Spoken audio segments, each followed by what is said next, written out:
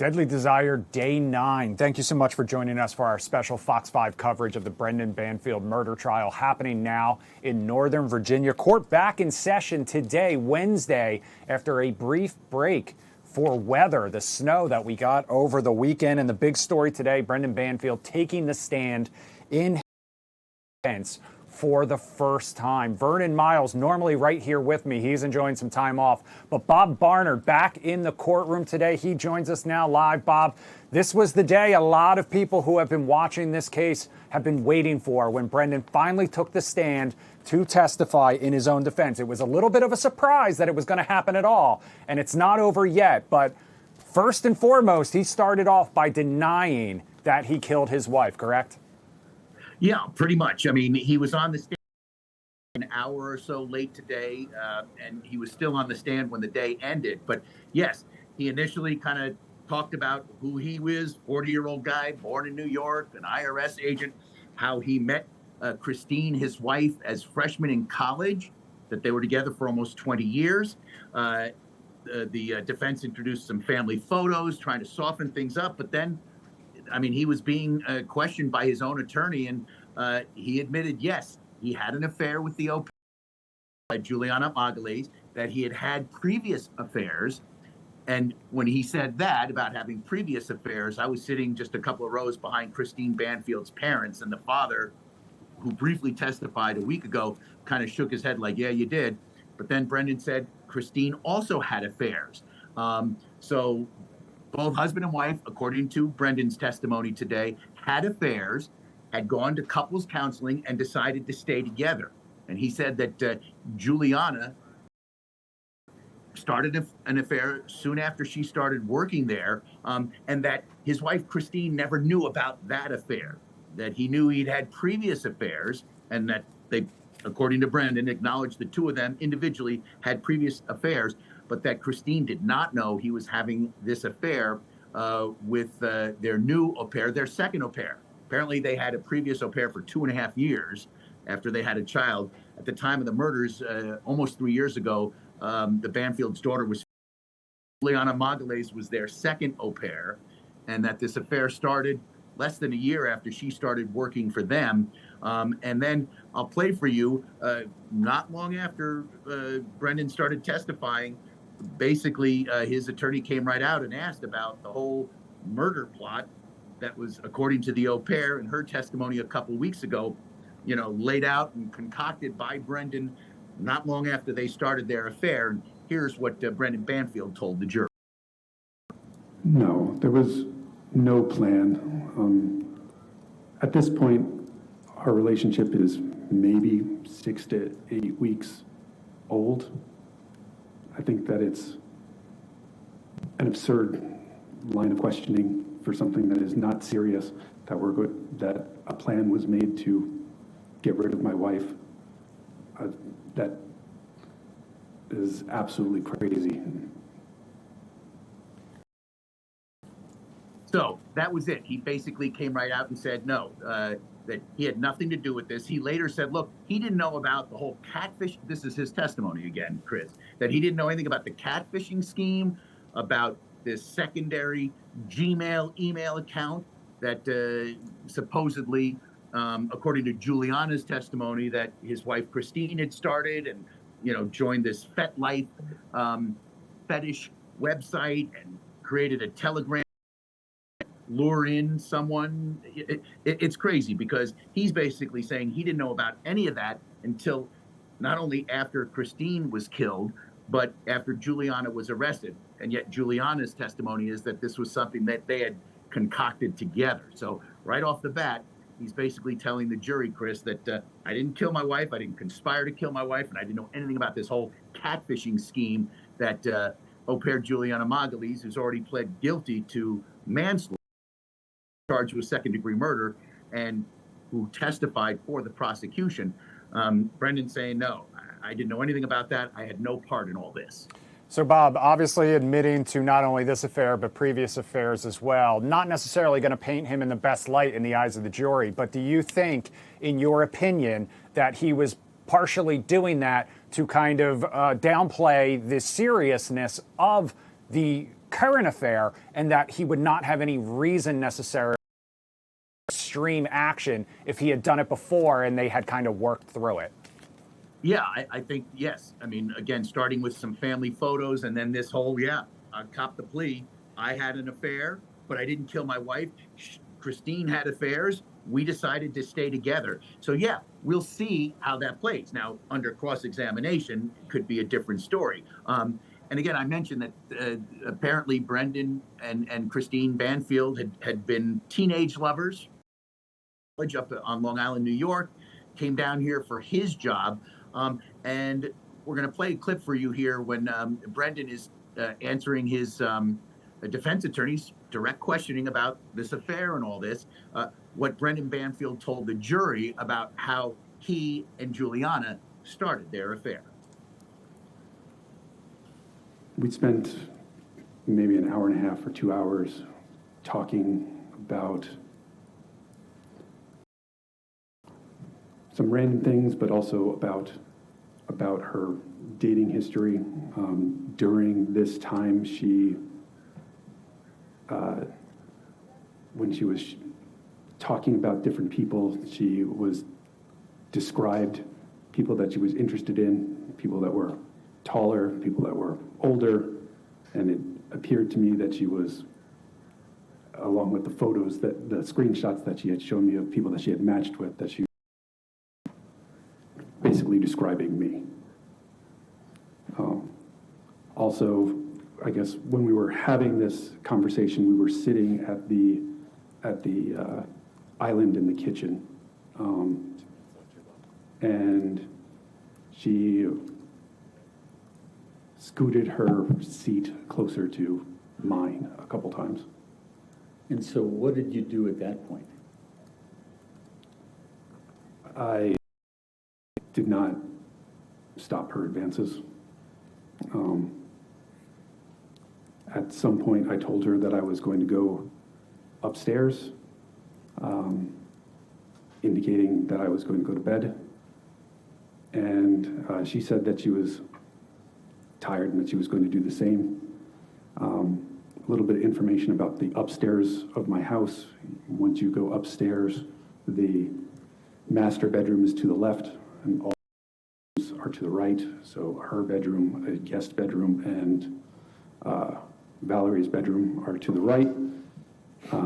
When I went upstairs, I went to the left, and she also took a step towards the left with me.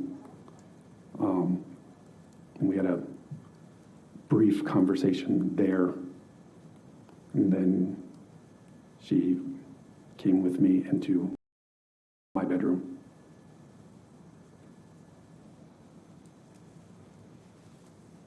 Basically how it started.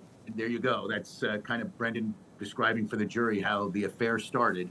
And yeah, I mean, it'll be interesting to see how the jury takes this. And again, we're going to start hearing tomorrow when Brendan Banfield is back on the stand starting at 10 a.m. A little bit more. His defense counsel, John Carroll, was just starting to get into of the murders. Where was your daughter? Where was Juliana? What were you doing? He said, just kind of a little interesting here, at least I find it interesting, that his birthday was the day before. So his birthday was the 22nd. On the 23rd, no, hold on a second. His birthday was the 23rd.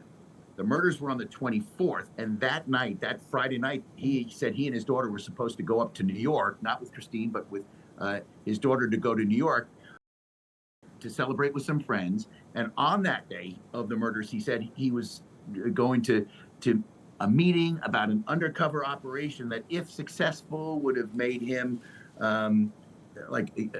he was an agent. He was a special agent with the IRS, but it would have been a more senior position. So he was looking at the possibility of a parole. So his birthday the day before, going to New York that night, possibly, I think the following Tuesday was supposed to be an operation that he was going to meet about on the morning of the murders, possibly getting a promotion. And so I think they're trying to lay out there that killing his wife was the last thing he planned to do that morning, even though there is evidence of him lurking around in McDonald's that morning, not far from the home, and the whole initial 911 call made by Juliana that morning, and then 20 minutes or 15 minutes later, a second 911 call describing the crime scene. Under cross-examination, it's going to be interesting to see how Banfield's story holds up. But that's kind of what he was laying out for the jury, that, on the morning of the murders, he had other things on his mind: his birthday, going to New York, a possible promotion within the IRS. And so we'll see. I mean, it's interesting that a defendant charged with murder is taking the stand, maybe feeling threatened that the way the prosecution's case went wasn't looking good for him, even though his defense has had the case for and has had some tedious testimony, but maybe not winning over the jury. Bob, I apologize because I haven't been monitoring this case as closely as Vernon had, but from your opinion, watching Brendan Banfield on the stand, is he making the case? You said he denied knowing anything about the catfishing. Is he sort of making the he said, she said case that his wife created this account on her own, or is he making the he said, she said case that Juliana this catfishing account on behalf of his wife, but he still had no idea about any of it? Very good question, Chris, and I'm not sure.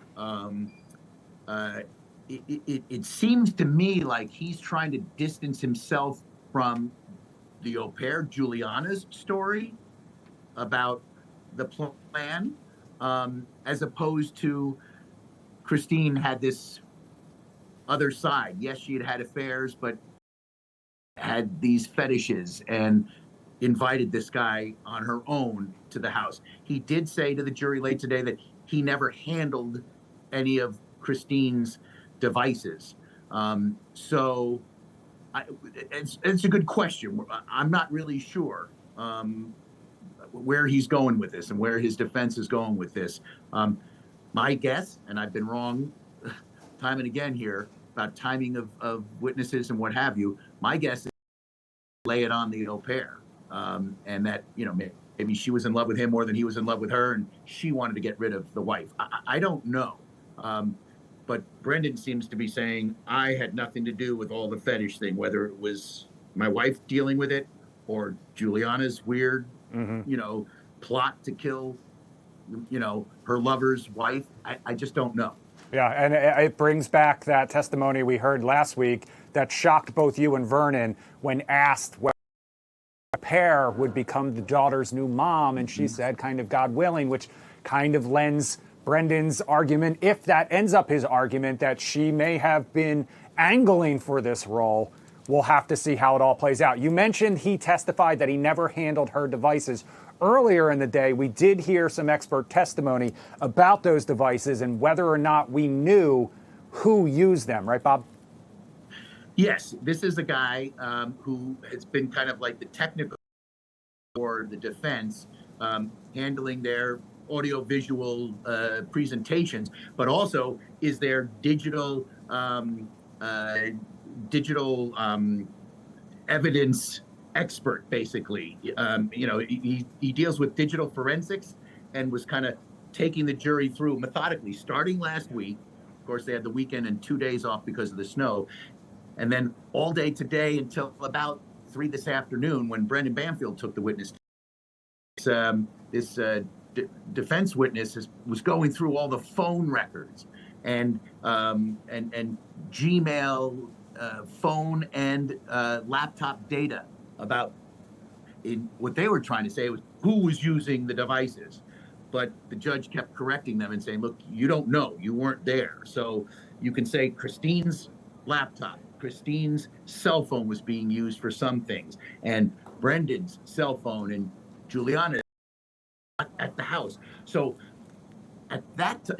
with that part of the testimony and the defense presentation, they were trying to make it out to be that Juliana and Brendan were not home, that it was Christine herself doing all this stuff. But when the prosecution cross-examined the defense witness about all this, basically 2 days worth of testimony of, cell phone tower pings and logins on different devices in the home. It was interesting. After 2 days of meticulous testimony, Jenna Sands, the prosecutor here, got on the witness stand, questioned the defense witness, and well, she didn't get on the stand. She questioned him. Here's how it went. Okay, and another such period of inactivity was January 31st to February 1st when Brendan and Juliana were together in Winchester, Virginia? That I am more familiar with, yes. Okay. And just to be perfectly clear, we've been through a lot here, and we've made it very clear, I think, that you can only testify to what the phones were doing. You cannot tell us who was manipulating the phones. You cannot tell us who made the phones do the things. You can only tell us what the phones were doing, what the laptop was doing, and where it was located when those acts occurred, correct? That's one part of my analysis. Okay, thank you. I don't have anything further, Judge. Redirect. So, Chris, there you go. I mean, basically, the 2 days of testimony was trying to put the whole catfishing scheme to rest by saying no, implying that Christine was operating her cell phone and her laptop computer by going online and creating a FetLife account and creating a messaging app account with Telegram, and she's the one who was out there, concocting this encounter in her home with a guy who had a knife and was going to do a fantasy sexual role play with her. So back to your previous question, that witness and Brendan Banfield is very involved in his defense. In that case, was trying to lay at the feet of his wife, Christine, that she's the one who brought this guy, Joe Ryan, into the house, which then got the whole killing of him and because he was stabbing her, that whole story. But it'll be interesting to see if, in a sense, Brendan throws his wife under the bus because he was crying, in that body camera footage that we can also show our viewers if you'd like. The police body camera footage from the murders when the police went to the house and took Brendan to the hospital and he found out his wife had died. There it is. I mean, so there he is finding out Brendan Banfield on the right there. This was the morning of the murders, February 24th, 2023. And the doctor there left in the mask telling him that, no, sorry, your wife has died. Brendan on the stand today was saying he didn't know anything about all the FetLife account until after Christine had died and after Juliana was arrested. So I think I'm sounding a little confusing here, but not quite sure if he on the stand is going to, like in hindsight, say, I didn't know about it at the time, but yes, I guess Christine was working her phones and her laptop to bring this guy into the house, that I had no idea about any of this stuff. Or, I mean, he could try to flip it on the au pair.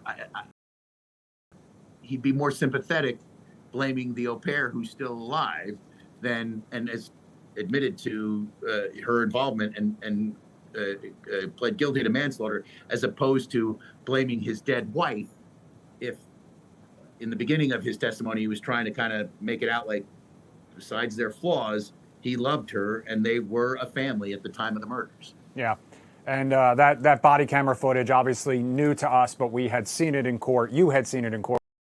Also interesting because there at the end, we also saw him washing his blood-soaked hands in the sink at the hospital. Bob, I want to come back to kind of this digital trail, this catfishing. One of the things we talked about last week was this particular photo of Christine that she had taken in a swimsuit. That came up again today, and we heard from the prosecution on cross-examination about this photo as well.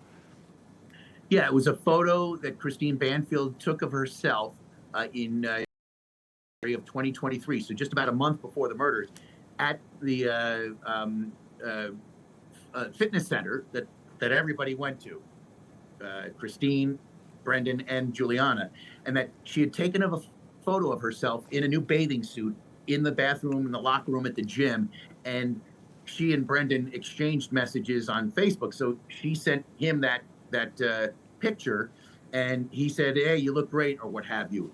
And what the defense has tried to say, and again, at the time of the murders, Brendan has just testified today that he didn't know anything about this, but that on that night in January of 2023, the night that Christine took that photo of herself and sent it to Brendan, that she then went home and created this FetLife account and started the whole ball rolling on this, trying to, because maybe she was unhappy, bring someone into the house to have a violent encounter with her, bondage, dominance, that kind of stuff. But under cross-examination, Jenna Sands, the prosecutor, had Harry Litsky, Ledke, I think is his last name, the digital forensic expert for the defense, saying, "Yeah, I hear what you're saying," because she was pointing out, the prosecutor was pointing out that the night that Christine took that photo of herself in the bathing suit, all of a sudden, wow, a FetLife account is created, and then all this, as if it was Brendan and Juliana, which again is the prosecution's case, got this image from Christine innocently showing Brendan a new bathing suit, and they took that, and that's when they had something to start their, catfishing scheme, which would have ultimately, in the prosecution's argument, lead to the murder of Christine Banfield and Joseph Ryan. So kind of the story of how and why that photo was taken, FetLife web account was created, was kind of flipped on the defense. All right, let's take a listen to that clip. All right, so this is the photograph that we know to be taken of Christine Banfield by herself at Lifetime Fitness. Were you able to establish, as our investigators did, that this was Lifetime Fitness? I saw that they had established it, and I didn't see anything to. Okay, so, and this is taken p.m.-ish, correct? This is actually the sending of the photo from Mrs. Banfield to Mr. Banfield. The prior slide was the taking of the photo at 7:20, but this is the photo that was taken. Perfect, you're moving us right along. So she sends the photo to her husband, who then comments, "Nice," right? Yes, down at the bottom, in the middle. Okay, so while she's at Lifetime, she takes this selfie, sends it to her husband via Facebook Messenger. He comments, "Nice," and then just before 10 o'clock, someone with access to cbanfieldrn@gmail.com logs onto a laptop in the Banfield home, accesses Facebook, and pulls this picture down. Is that correct? Yes, that's Okay. correct. And then sends this picture using CBRN 920 to CBRN 920, correct? Yes. This picture is taken and added to the new FetLife account, correct? It was manipulated in between. Okay, so by manipulated, it was cropped, correct? It was cropped. Okay. So that is what we just heard, Bob, you describing of the process of this picture ending up on being sent through Facebook and how it may have ended up on this account. Yeah, and I think Jenna Sands there was like, salivating to kind of flip the narrative. The defense witness in front of the jury, which is the most important part of this, that this was not Christine trying to create this account, but her husband and the au pair, the lovers, taking advantage of getting this photo and running with it, basically. All right, Bob Barnard in court. Bob, back in court tomorrow, same time? Oh, do you want me to go back? No, I yes. assumed you would, sir. You have been our expert on this all along. 10 a.m. start time tomorrow? It starts at 10 o'clock tomorrow. The judge, at the beginning of all this, said we're going to take Fridays off, but I think because of the weather and that they're getting close to the end, they're also going to be back on Friday. The sense we're getting is that Brendan Banfield should probably finish his testimony tomorrow, that then there'll be jury instructions that may or may not, be given, and the closing arguments until Friday. So even though Brendan Banfield might be done with his testimony tomorrow, likely that this jury on Friday, and then it's a matter of how long it takes them to deliberate. So, yes, court starts at 10 o'clock. Brendan Banfield will be on the witness stand again tomorrow morning. All right, and Bob Barnard will be out there live reporting for us. We'll have another update before the trial starts. We'll have another recap after testimony ends for the day. And of course, you can stay up to date with our coverage right here on Fox Local, on Fox 5 DC's YouTube page, and streaming live on Fox 5's TikTok account. Thank you so much for Deadly Desire Day 9. Have a great night.